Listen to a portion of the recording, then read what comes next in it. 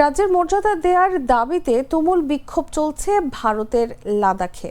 এরই মধ্যে বিক্ষোভকারীদের সঙ্গে নিরাপত্তা বাহিনীর সংঘর্ষে 4 জন নিহত ও বহু মানুষ আহত হয়েছেন বলে জানা গেছে। চলমান রাজ্যের দাবির আন্দোলনে এটি প্রথম সহিংসতা। বুধবার সকালে শত শত বিক্ষোভকারী রাস্তায় নামার পর এই সংঘর্ষের সূচনা হয়। এর আগে আন্দোলনকারীরা অনশন কর্মসূচি পালন করেছিলেন এবং এদিন রাজ্যের দাবিতে পূর্ণ ধর্মঘটের ডাক দিয়েছিলেন। এই সহিংসতা এমন এক সময় ঘটল যখন লে এপেক্স বডি ও সরকারের মধ্যে আসন্ন আলোচনার প্রস্তুতি চলছিল।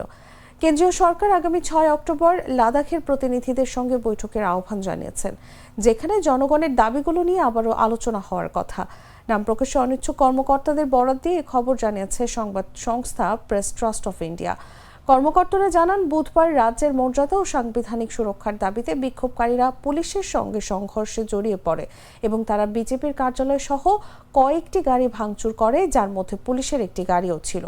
শেষমেশ পরিস্থিতি নিয়ন্ত্রণে আনতে গুলি চালাতে বাধ্য হয় পুলিশ।